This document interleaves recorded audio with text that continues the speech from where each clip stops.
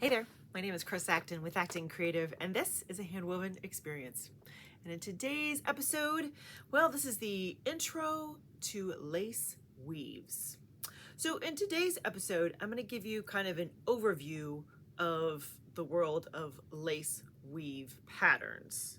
Now, I'm not going to get really technical because I'll be honest, between you and me, I'm simply not a real technical person, and when I'm around folks that try to explain things that are really, really technical, I kind of glaze over. So we're not going to get too much in the weeds, friends, but I want you to have an idea of the titles of the different kinds of lace patterns and what you can expect as you're diving in to weave them. So without further ado, let's talk about the two main categories that you will find when you are weaving lace.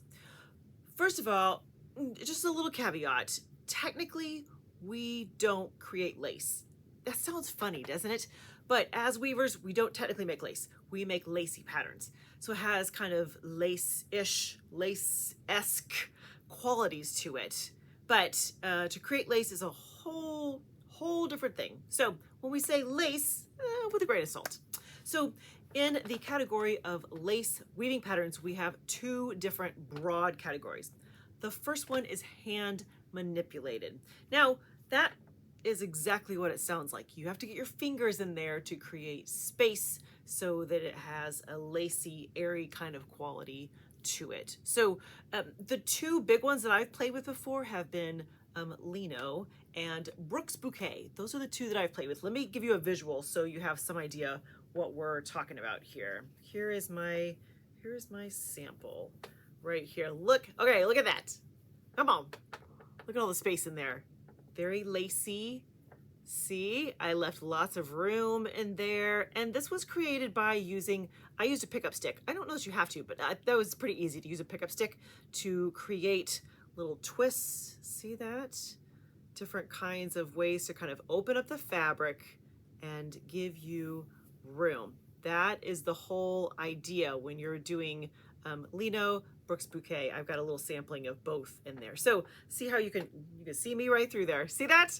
That is a way to make lacy fabric, right? These are both considered lace weaving patterns that are hand manipulated. So Lino and Brooks Bouquet, those are the two that I've played with. There are others, absolutely, but those are the two that are pretty fun to kind of get your fingers in there and play with it.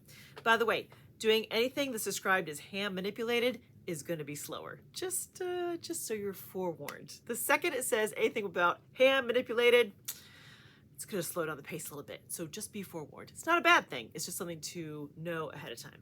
Okay, friends.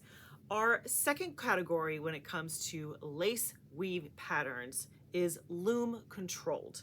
Now, this is where we're not pausing to get our fingers in there. This is just all done with a shuttle and the way the fabric is threaded and treadled. That is how we create lacy-ish fabric. Now, this includes a whole series of categories, but some of the big ones are huck, sometimes called huckaback, which is kind of fun, Bronson lace, spot Bronson, which in a fun little bit of trivia, in Marguerite Porter Davison's book, she calls it barleycorn.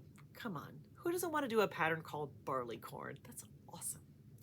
And our last one is Swedish lace. These are all very common styles of loom controlled lace patterns that you can weave on your loom. So let's take a look at a couple of these so you can kind of see what you can expect when you're weaving them. First of all, let's look at this guy right here. This is a huck lace. Now, what ultimately makes lacy fabric is floats. You want to have strategically placed floats in your fabric. See these guys just kind of scattered throughout the fabric. And the idea is those floats are going to help your fabric be a little bit kind of lighter and airier and, well, lacy. So when you are anticipating making a lace weaving pattern, that's what it's all going to be about. How are the floats strategically placed within the fabric? Now, what's fun is that see how the floats are going this way on this side? When you look on the back, they go the other way. Look at that. Isn't that fun? So yeah, so this is a huck lace example right here. Now, let me show you this guy right here. This is technically Swedish lace. See this one? But see, again, it's all about the floats. It's all about the kind of strategically placed floats in your fabric. Now, again, see how we've got the floats are going this way? Look at this on the back. It's going the opposite direction. It's such a fun little phenomenon. Just that little, it's going vertically one way and horizontally the other. It's just, yeah, I love that. So this is Swedish lace. Now, the thing to know when you are weaving lace is that, friends, this is supposed to be a light, airy kind of fabric. So you need to back off the pressure when you are laying into it with the beater bar. This is not the time to be putting your back into it. No, no, no. This is a time to have a gentler touch. Just kind of place it. Don't think about smashing the weft yarns. Think about placing them. That is going to help you when you are weaving a lace pattern of any kind, because that will give you a lighter touch, which is part of what we really need when weaving lace. So this episode is meant to just whet your appetite, friends, because there is so much in the category of lace weave patterns. And I hope that you saw this and were like, okay, a couple of those look really, really exciting. I'm going to give those a go. There's a lot to be explored in the world of lace. And I hope that you really love this little intro and you will start to get right in there and weave some lace. I think you'll love it. So let me know in the comments, have you done some lace? What kind have you woven already? And how much did you love it? I'm leading you with that question, but let me know your thoughts in the comments about your experience with lace. All right, friends, have a great week. Happy weaving.